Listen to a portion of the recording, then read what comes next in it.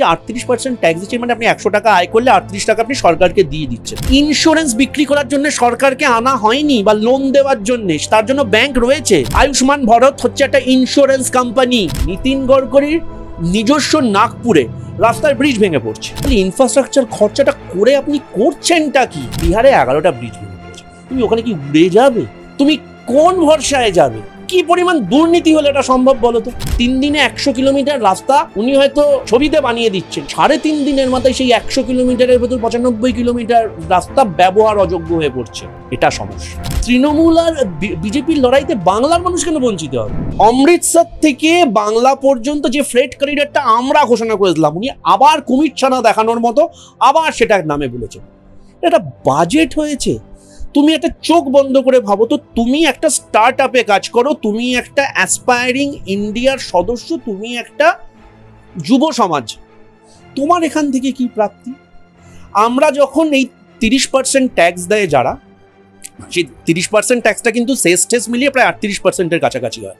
এবং আমার কথা কাউকে বিশ্বাস করতে হবে না, ITR খুলুন, আপনারা দেখতে পাবেন যে এফেক্টিভ ট্যাক্স আপনার কত পড়ছে। এবার আপনি বলুন তো, যে 38% ট্যাক্স দিচ্ছেন মানে আপনি 100 টাকা আয় করলে 38 টাকা আপনি সরকারকে দিয়ে দিচ্ছেন। আপনি আশা করবেন না যে এই 38 টাকা থেকে এমন জিনিস তৈরি হবে যাতে আপনার ছেলে সরকারি স্কুলে পড়তে পারে, আপনার ছেলে সরকারি, বা আপনি অসুস্থ হলে সরকারি হাসপাতালে যেতে পারেন। আমাদের ছোটবেলায় আমি হেয়ার স্কুলে পড়েছি, সরকারি স্কুল, ফ্রিতে পড়েছি, আমার জন্ম সরকারি হাসপাতালে। আমি আমার পোস্ট গ্রাজুয়েট করেছি Indian institute of foreign trade থেকে, সরকারি শিক্ষা প্রতিষ্ঠান। এই সরকার যদি এরম ঘোষণা করতো যে আমরা প্রত্যেকটা বিধানসভায়, আমাদের এবং সারা ভারতবর্ষের সব বিধানসভায় একটা করে সেন্ট্রাল গভর্নমেন্ট পোষিত ICSE CBSE যাই হোক সেন্ট্রাল স্কুল করব, মেনে নিতাম। হাসপাতাল করব, এমসের মতো না হলেও একটা, যেখানে ইন্স্যুরেন্স বিক্রি করার জন্য সরকারকে আনা হয়নি বা লোন দেওয়ার জন্য, তার জন্য ব্যাংক রয়েছে, তার জন্য ইন্স্যুরেন্স কোম্পানি রয়েছে। আয়ুষ্মান ভারত হচ্ছে একটা ইন্স্যুরেন্স কোম্পানি, একটা ইন্স্যুরেন্স পলিসি। ইন্স্যুরেন্স বিক্রি করার জন্য আমরা সরকারকে আনিনি এখানে। সরকার দরকারের পাশে থাকে। রেল, আজকে বন্দে ভারতকে আনবার জন্য বনগা লোকালকে ভাবা হয় না। রেলের বাজেট তো ছেড়ে দাও, এখন আর নেই কিছু। তুমি বলো তো, এখানে সাধারণ মানুষের, তুমি বন্দে ভারতে সারা বছরে একবার ছুটিতে যাও, কিন্তু সারা দিন বা বছরে 365 দিনের 350 দিন কিন্তু তুমি বনগা লোকালে যাও। সেই বনগা লোকালটার সিগন্যালিং ব্যবস্থা নিয়ে একটা কথা বলেছে, এবং সেটা আমার রাজ্যে বলেনি, তা নয় কোনো রাজ্যে বলেন।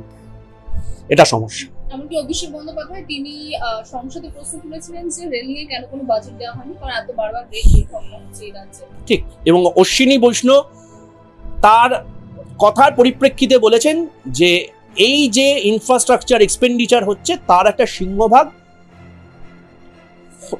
রেলের জন্য খরচা হবে। আচ্ছা, তোমার কথা বলো তো, তোমরা সংবাদ সংস্থায় কাজ করো, গত 1 মাসে রেল দুর্ঘটনা হয়েছে 2টো, যেগুলো সবার সামনে এসেছে। এমনি রেল লাইন চুতো তো ছেড়েই দাও, রাস্তাঘাট, মানে শুধু বিহারে 11টা ব্রিজ ভেঙেছে, 11 না 12টা ব্রিজ ভেঙেছে, ছেড়ে দাও।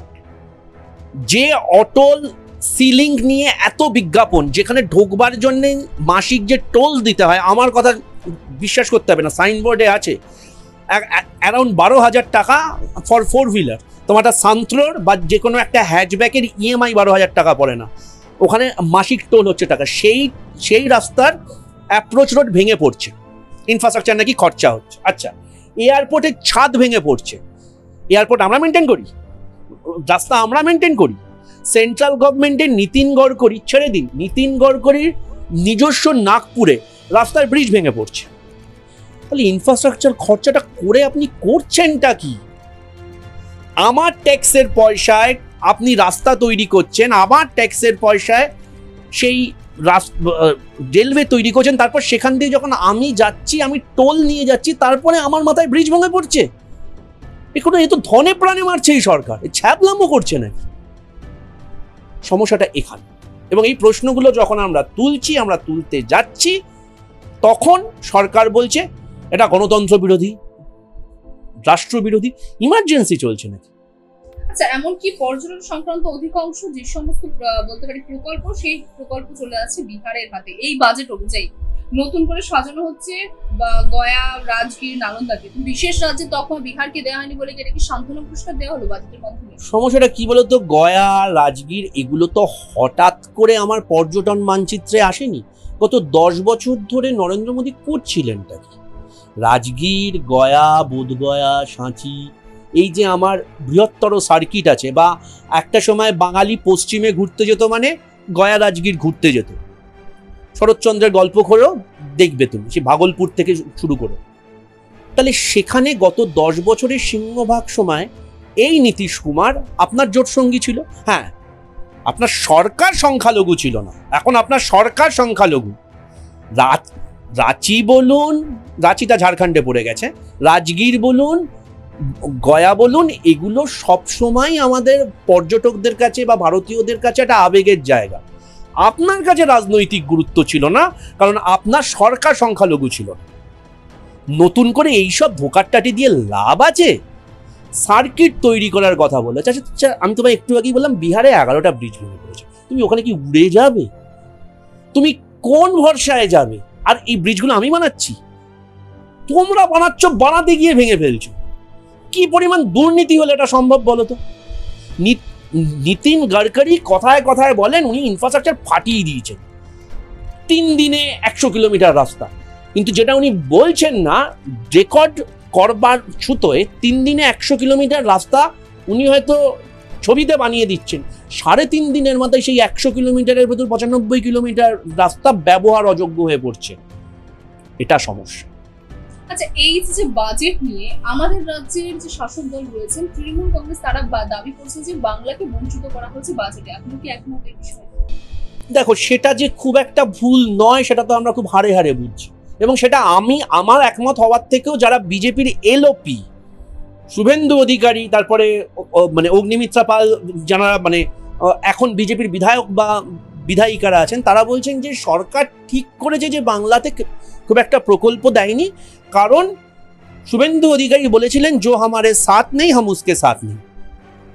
এই যদি ওদের মানসিকতা হয়, একটা জিনিস বুঝতে হবে, নরেন্দ্র মোদীর ফিক্সড ডিপোজিট ভেঙে বা অমিত শাহর ফিক্সড ডিপোজিট ভেঙে বাজেটটা হয় না।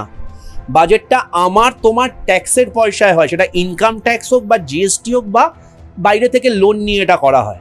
এবং যে ইনফ্রাস্ট্রাকচার বা যে প্রকল্পগুলো তৈরি হয় সেই প্রকল্পগুলো আমরা ফ্রিতে উপভোগ করি না, সেখানে হাইওয়েতে যেতে গিয়ে আমায় টোল দিতে হয়। অর্থাৎ এই যে বক্তব্যগুলো হয় না যে কেন্দ্রীয় সরকারের টাকা, সরকারের টাকা না, টাকাটা আমাদের টাকা। আপনারা টাকাটা খরচ করার অধিকার পেয়েছেন কারণ আপনারা সরকারটা চালাচ্ছেন। You are custodian, you are not the owner. আপনার ফিক্সড ডিপোজিটের পয়সা নয় এটা। এবার শুভেন্দু অধিকারীর শিক্ষা তো এরকম, ওই কারণে শুভেন্দু অধিকারী কি বলবো ওর বিরুদ্ধে? ওর পক্ষে বলা মানে হচ্ছে সময় নষ্ট।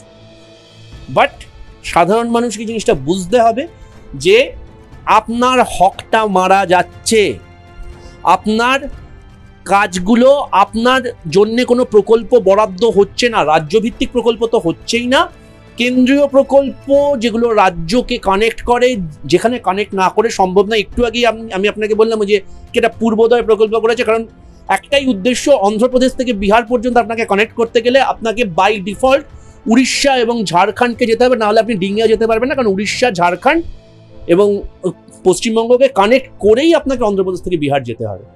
That is the only reason. কি বলবেন আপনি এদেরকে নিয়ে? আমার 12টা সাংসদ কি করছে? আমরা যখন সরকার চালিয়েছি তখনও কিন্তু রাজ্যে মানে সিদ্ধার্থ শঙ্কর রায়ের পর বাংলায় কংগ্রেসই সরকার আসেনি, কিন্তু তার মাঝে ইন্দিরা গান্ধীর সরকার এসছে, রাজীব গান্ধীর সরকার এসছে, নরসিমহা রাওয়ের সরকার এসছে, মনমোহন সিং এর সরকার এসছে।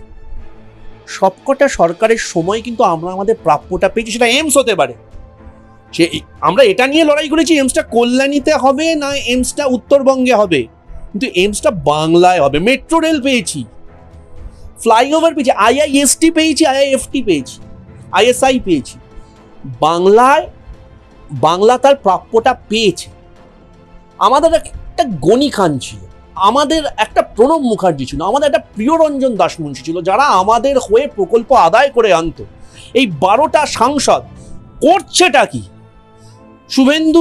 সুকান্ত মজুমদার একটা প্রতিমন্ত্রী হয়েছে, এমনি প্রতিমন্ত্রীর কোনো গুরুত্ব থাকে না, আপনি বিজেপির রাজ্য সভাপতি, আপনি দপ্তরে কেন উত্তরবঙ্গের 8টা জেলা যোগ হয়নি সেটা নিয়ে আপনি তদবির করছেন? আপনি এটা বলতে পারছেন না যে দক্ষিণবঙ্গে একটা এইমস পেয়েছি, উত্তরবঙ্গে একটা এইমস হবে না? খড়গপুর আইআইটির পর আমার এখানে আইআইটিও না, আপনি একটা ওপরে একটা আইআইটি করে দিন।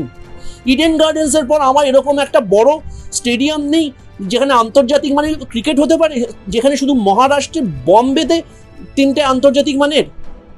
আপনি এটা বলতে পারছেন না যে এয়ারলাইন্সের ইনফ্রাস্ট্রাকচার উন্নয়ন করার থেকে অনেক বেশি উন্নয়ন হচ্ছে রাস্তাগুলো প্যারালালিজম করা। এগুলো বরবার জন্য আপনাকে সাংসদরা, মানে আপনাকে সাংসদ বানানো হয়েছে। আপনি কেন্দ্রীয় প্রকল্পে চাকরি দিতে পারছেন না। গনি খানের, আপনি কংগ্রেসের বিরোধী হতে পারেন, কেউ অস্বীকার করতে পারবে না যে গনি খানের সময় রেলে হোক সেলে হোক একাধিক লোককে চাকরি দেওয়া হয়েছে। করছেনটা কি আপনারা? তৃণমূল আর বিজেপির লড়াইতে বাংলার মানুষ কেন বঞ্চিত হবে? আচ্ছা, একটু অন্য প্রসঙ্গে যাব।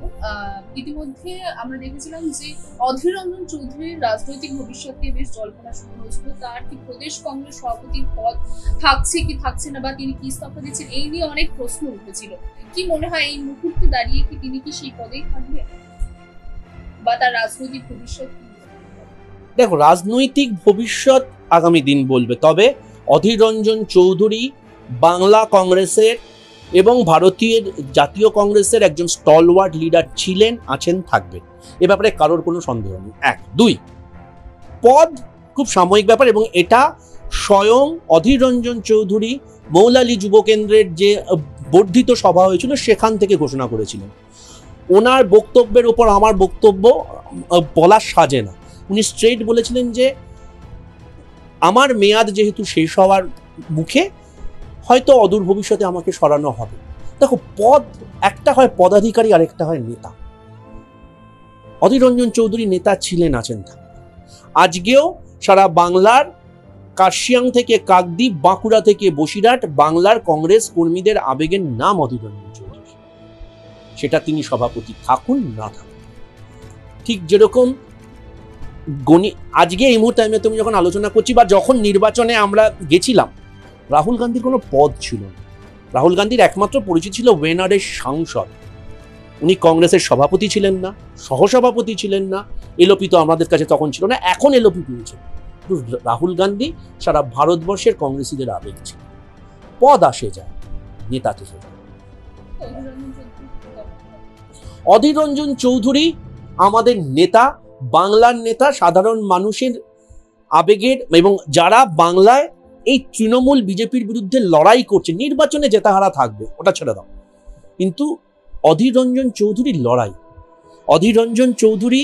এইবার শোনো, আমি তোমার একটা ব্যক্তিগত ঘটনা বলছি। রাজনৈতিক ফলাফল কি হয়েছে না হয়েছে সেটা অস্বীকার করার মতো বোকা আমি নই। কেন হয়েছে তার ডেটা অ্যানালিসিসও আমি তোমাকে অবশ্যই বলে দিতে পারি, কারণ আমার সেটা দায়িত্বে ছিল। নির্মল সাহা বা বিজেপি এই 7টা বিধানসভার ভেতর হিন্দু অধ্যুষিত জায়গা, এবং তার আগে যে শক্তিনগর রায়টটা হয়েছিল, সেই রায়টের পরে হিন্দু মুসলিম পোলারাইজেশন না হলে অধীর রঞ্জন চৌধুরী হারেন। উনি সংখ্যালঘু ভোট ইউসুফ পাঠানের থেকে বেশি পেয়েছেন, কিন্তু দুর্ভাগ্যবশত হিন্দু ভোট, আমাদের মতো হিন্দু ভোট হয়তো বিজেপির আদর্শের জন্য, বিজেপির অন্য কিছুর জন্যে সেটা হয়নি। হয়তো 400 পারের কথায় তারা ভুল করেছিল, কিন্তু আজকে ইউসুফ পাঠান সাংসদ হয়ে গেছে। বহরমপুরের সমস্যা সমাধানের জন্য মানুষ কিন্তু যাচ্ছে অধীর রঞ্জন চৌধুরী। ওই যে বললাম, পদাধিকারী আসে যায়, নেতা কিন্তু থেকে যায়। অধীর রঞ্জন চৌধুরী আজকেও বহরমপুরের 7টা বিধানসভার সাধারণ মানুষের সমস্যার সমাধানের একমাত্র মাধ্যম। এই বাংলায় যারা তৃণমূল এবং বিজেপির অপশাসনের বিরুদ্ধে আওয়াজ তুলছে, সেই আওয়াজের নাম অধীর রঞ্জন চৌধুরী। পদ নিয়ে, এবং পদ বলার জন্য খার্গেজি আছেন। আই এম নাইদার এন্টাইটেলড নর, মানে কি বলবো, নর being given the charge of, নর কোয়ালিফাইড ইভেন। তো সেখানে দাঁড়িয়ে ওনারা যা বলবেন সেটা হবে, কিন্তু অধীর দা